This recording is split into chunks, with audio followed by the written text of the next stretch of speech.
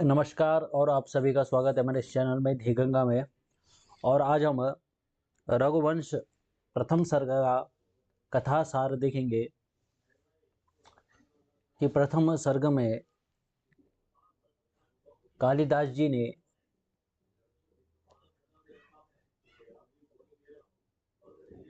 श्री राम के कौन कौन से वंशों का वर्णन किया है और सर्वप्रथम दिलीप का वर्णन करते हुए दिलीप के यशों का गुणगान किया है। तो इसको आज हम पूरी तरीके से देखेंगे, जितना हो सके उतना आज हम पूरा करेंगे, क्योंकि ये 2 पार्टों में मैंने बांटा है। तो उसके बाद हम श्लोकों का भी अभ्यास करेंगे। तो चलिए फिर शुरू करते हैं। और आज जो मेरे कक्षा में नए नए छात्र उपस्थित हुए हैं, कृपया करके मेरे चैनल को लाइक, सब्सक्राइब और कमेंट कीजिए, मेरी आने वाली वीडियो आप तक पहुंच सके। तो चलिए फिर शुरू करते हैं।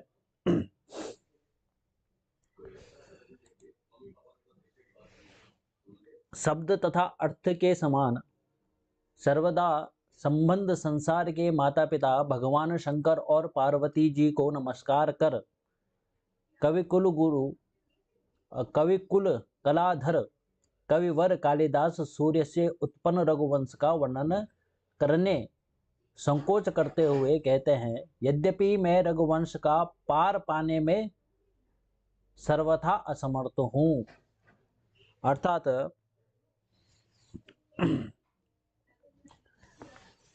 कालिदास जी ने रघुवंश का जब वर्णन किया तो उन्होंने सर्वप्रथम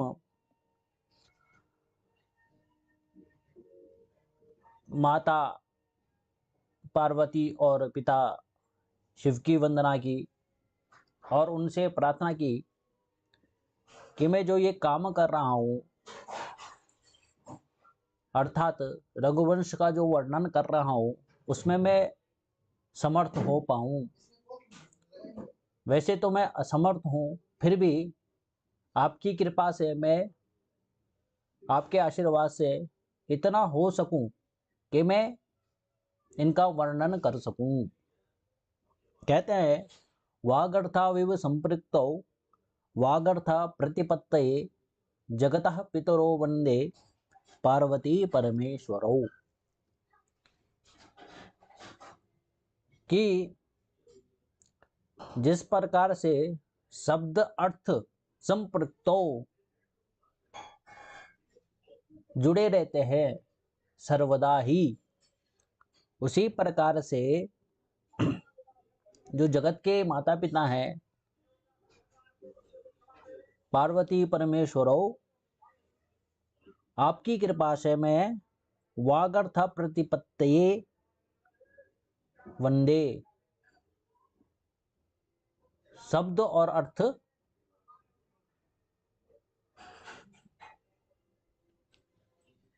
की सिद्धि के लिए आपको नमस्कार करता हूं, इसका प्रतिपादन कर सकूं। शब्द और अर्थ के द्वारा मैं रघुवंश जो महाकाव्य लिख रहा हूं, उसकी सिद्धि के लिए मैं आपको नमस्कार करता हूं, ऐसा कहा।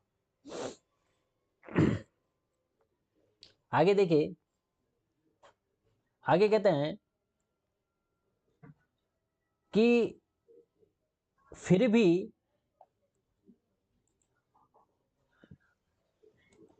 बैग चला गया है।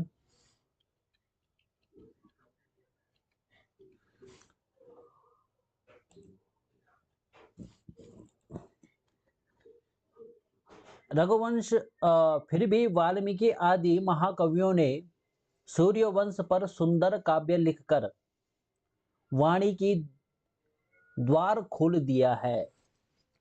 इसीलिए इसमें प्रवेश कर उस वंश का कुछ वर्णन कर देना मेरे लिए शक्य हो गया है कि इससे पहले महाकवियों ने सूर्यवंश का वर्णन किया है, उन्होंने एक रास्ता बना दिया है, एक मार्ग बना दिया है। अब उस मार्ग में चलकर मैं इनका कुछ वर्णन कर सकूंगा, मेरे लिए शक्य हो गया है। जिस प्रकार हीरे की कनी से बंधे मणियों में डोरा पिरोया जा सकता है, उसी प्रकार मैं अपनी तुच्छ बुद्धि से उन प्रतापी रघुवंशियों का वर्णन कर सकूंगा जिनका साम्राज्य समुद्र के ओर छोर तक फैला हुआ था, जिनके अजेय रथ पृथ्वी से सीधे स्वर्ग तक जाया आया करते थे, जो शास्त्रों के अनुसार यज्ञ करते थे, जो दान करने के लिए ही धन बटोरते थे, जो सत्य की रक्षा के लिए ही कम बोलते थे, जो अपना यश बढ़ाने के लिए ही दूसरे देशों को जीतते थे, जो भोग विलास के लिए नहीं वरन संतान उत्पन्न करने के लिए विवाह करते थे, और जो बुढ़ापे में पुत्रों को राज्य सौंपकर मुनियों के समान जंगल में रहकर तपोमय जीवन बिताते थे और अंत में परमात्मा का ध्यान करते हुए अपने 5 भौतिक शरीर का त्याग कर देते थे। इस प्रकार से रघुवंश का वर्णन कालिदास जी कर रहे हैं कि मनुष्य भोग विलास में विलिप्त होता है या विलिप्त हो जाता है। अविलिप्त होकर उसको क्या करना है, इस शरीर को जो ईश्वर ने दिया है, इस शरीर का क्या काम है ये भूल जाता है। किंतु जो रघुवंश है, जो रघुवंश में जितने भी राजा हुए वे अन्य मनुष्यों से विपरीत थे। कहा ना कि जो सत्य की रक्षा के लिए ही कम बोलते थे कि सत्य की रक्षा हो, इसलिए हम कम बोलेंगे, क्योंकि जो ज्यादा बोलता है तो बोलने से क्या हो जाता है, असत्य भी बोलना शुरू कर देता है। जो अपना यश बढ़ाने के लिए ही दूसरे देशों को जीतते थे, ऐसा नहीं कि हम ताकतवर देश हैं तो अब जो छोटे देश हैं उनको हराएंगे। अपने यश को बढ़ाने के लिए ही दूसरे देशों को जीतते थे। पहले चेतावनी देते थे, चेतावनी यदि नहीं मानी किसी ने तब आक्रमण करते थे। और विवाह किस लिए करते थे, तो भोग विलास के लिए नहीं, संतान की उत्पत्ति के लिए, कि जो आगे जाकर इस राज्य को देख सके, यहाँ की प्रजा का पालन पोषण कर सके। जैसे वेद के छंदों में सर्वप्रथम ओम है, वैसे ही राजाओं में सबसे प्रथम सूर्य के पुत्र वैवस्वत मनु हुए, जिनका समादर बड़े बड़े तपस्वी विद्वान एवं महात्मा लोग किया करते हैं। देखो अब यहाँ पे प्रश्न उठता है कि राजाओं में सबसे प्रथम सूर्य के पुत्र कौन हुए, तो वैवस्वत मनु हुए। ठीक है, इन्हीं वैवस्वत मनु के वंश में चंद्रमा के समान सबको सुख देने वाले तथा शुद्ध चरित्र वाले राजा दिलीप ने जन्म लिया था। अब मनु के ही वंश में किसने जन्म लिया? तो दिलीप ने लिया। इनका रूप अत्यंत सुंदर था।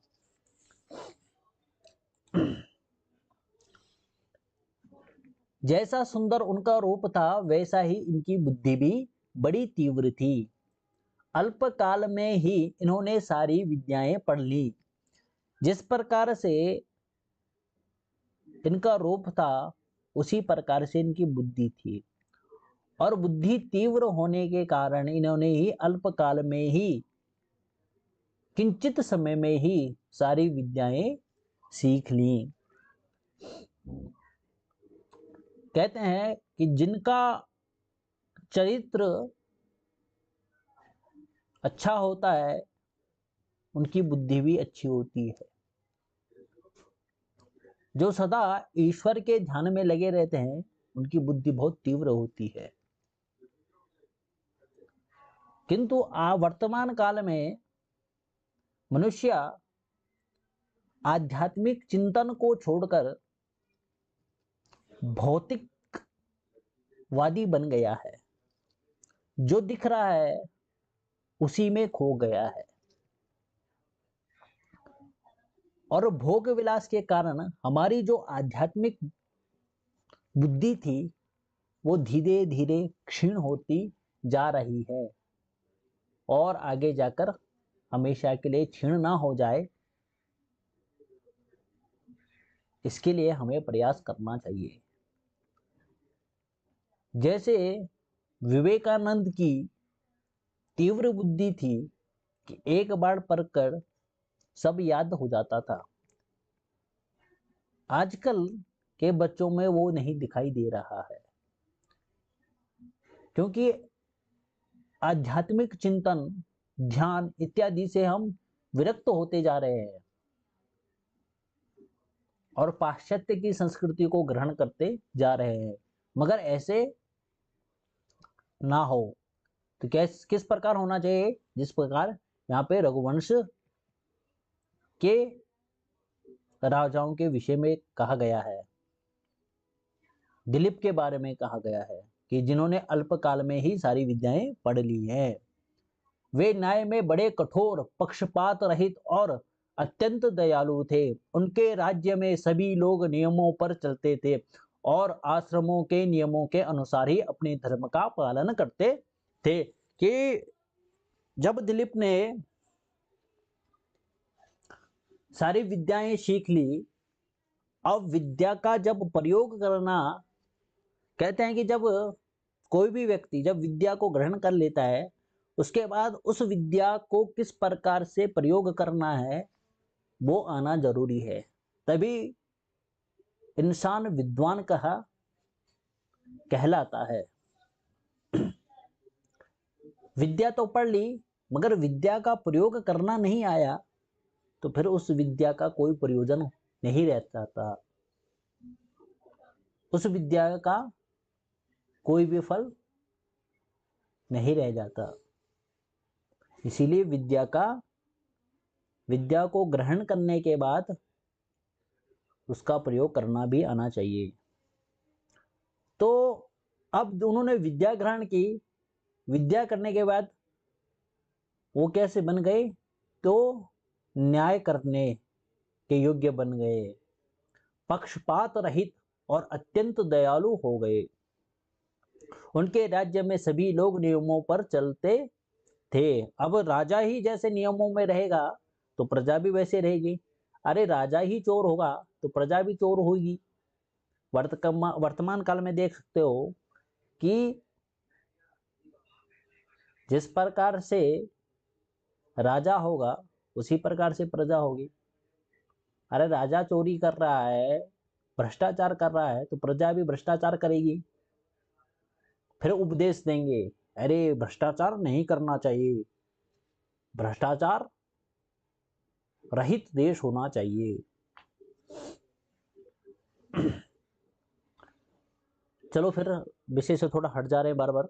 आगे देखिए, जैसे सूर्य अपनी किरणों से पृथ्वी का जल खींचते हैं वैसे ही राजा दिलीप भी प्रजाओं से जितना कर लेते थे वह सब प्रजा की भलाई में लगा देते थे, कि प्रजा से ही लिया कर्ज प्रजा की भलाई के लिए अर्पण कर दिया। ऐसा नहीं कि प्रजा से ले लिया और घर भर दिया। मिलते ना पैसे, बहुत सारे नेताओं में पैसे मिल जाते हैं, करोड़ों रखे हुए हैं कि जब चुनाव आएंगे तब चुनाव में बांट देंगे और फिर बाद में 5 साल तक लूटते रहेंगे। 5 साल तक तो लूटते रहते हैं और एक दिन 1000-2000 लोगों को देना शुरू कर देते हैं। तो इस प्रकार से क्या होता है, देश नहीं चलता। इस प्रकार से प्रजा का पालन पोषण नहीं होता। राजा दिलीप ना तो अपने मन का भेद किसी को बताते थे और ना किसी को जानने देते थे। जब कार्य संपन्न हो जाता था तभी कोई जान पाता था। देखो ये बात सही है कि राजा को अपनी मन की बात ना किसी को बतानी चाहिए और ना किसी को ये जताना चाहिए कि उनके मन में कुछ है।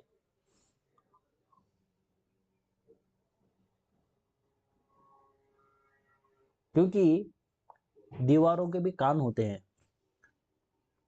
जरूरी नहीं कि जो उनके आसपास हैं वो सभी अच्छे हों। इसीलिए निर्णय सोच समझकर ही लेना चाहिए।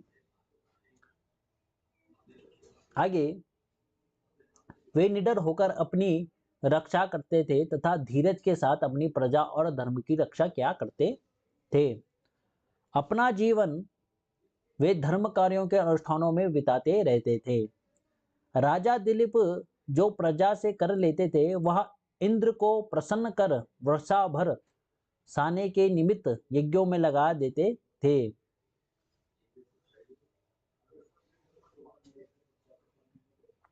इस प्रकार राजा दिलीप और देवराज इंद्र दोनों एक दूसरे की सहायता करके स्वर्ग और पृथ्वी का पालन करते थे।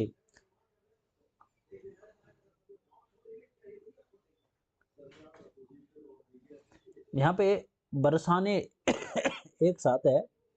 इंद्र को प्रसन्न कर वर्षा बरसाने के निमित्त यज्ञों में लगा देते थे। इस प्रकार राजा दिलीप और देवराज इंद्र दोनों एक दूसरे की सहायता करके स्वर्ग और पृथ्वी का पालन करते थे। ब्रह्मा ने निश्चय ही राजा दिलीप को पृथ्वी, जल, अग्नि, वायु एवं आकाश इन 5 तत्वों से ही बनाया है, क्योंकि पांचों तत्व हमेशा गंध, रस, रूप, स्पर्श और शब्द गुणों से सारी सृष्टि की सेवा करते रहते हैं।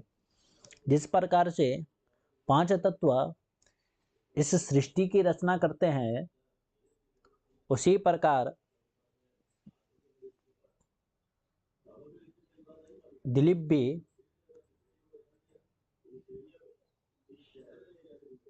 उन 5 तत्वों के समान ही अपनी प्रजा का पालन पोषण करते थे।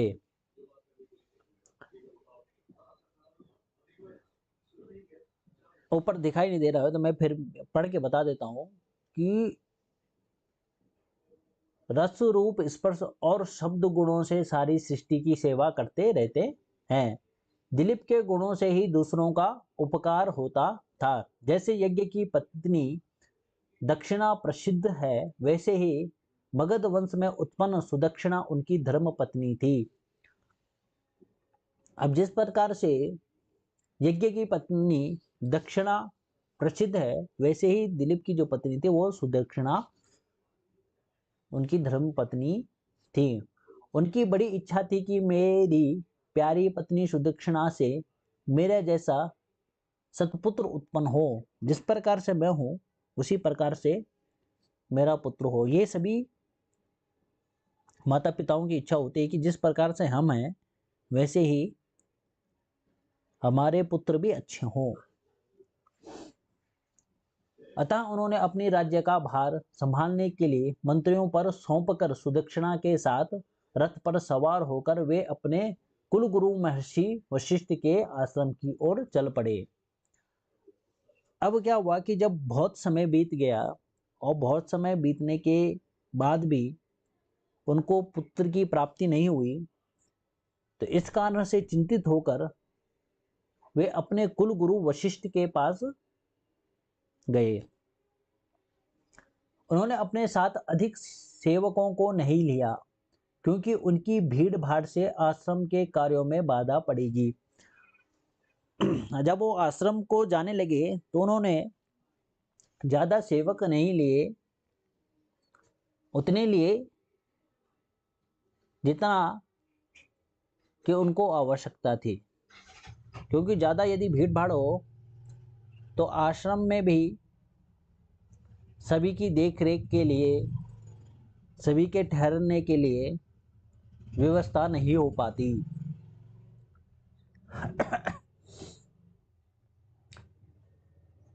मार्ग में साल के कौंद की गंध को, फूलों के पराग को और वन के वृक्षों के पत्तों को धीरे धीरे कपाता हुआ पवन उनको सुख देता हुआ चल रहा था।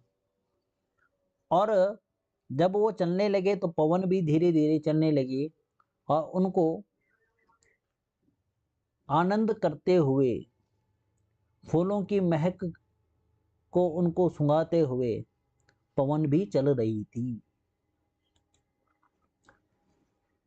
आगे संध्या के समय दिलीप अपनी पहुंचकर देखते हैं कि अग्निहोत्र का अतिथियों को पवित्र कर रहा है। अब जब संध्या हो गई तो संध्या के समय दिलीप जब दिलीप वहां पहुंच गए तो वहां देख रहे कि अग्निहोत्र का अतिथियों का पवित्र कर रहा है।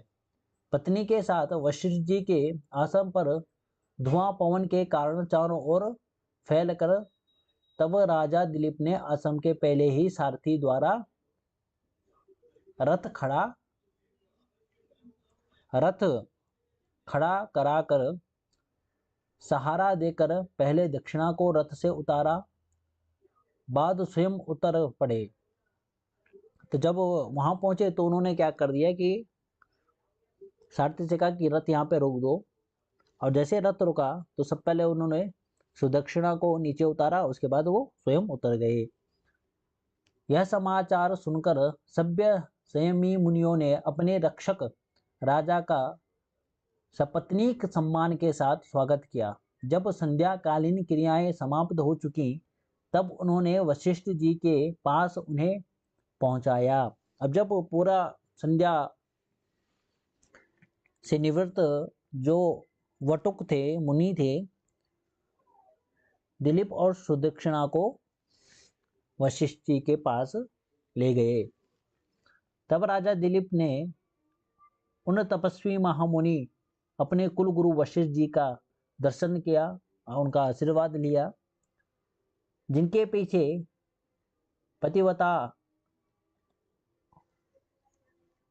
पतिव्रता अरुंधति जी उसी प्रकार बैठी थी जैसे अग्नि के पीछे स्वाहा। तो जब दिलीप और सुदक्षिणा वशिष्ठ के पास पहुंचे, उनका आशीर्वाद लिया, तो उन्होंने देखा कि वशिष्ठ जी के ठीक सामने उनकी पतिव्रता स्त्री बैठी हुई है जिनका नाम अरुंधति है। तो वो इस प्रकार से बैठी हुई थी जिस प्रकार से अग्नि के पीछे स्वाहा। तो ये आज का आपका जो सारांश था वो सारांश समाप्त हो चुका है। ये पहला भाग है, अब थोड़ा भाग और है जो हम नेक्स्ट वीडियो में करेंगे। तो आज के लिए धन्यवाद।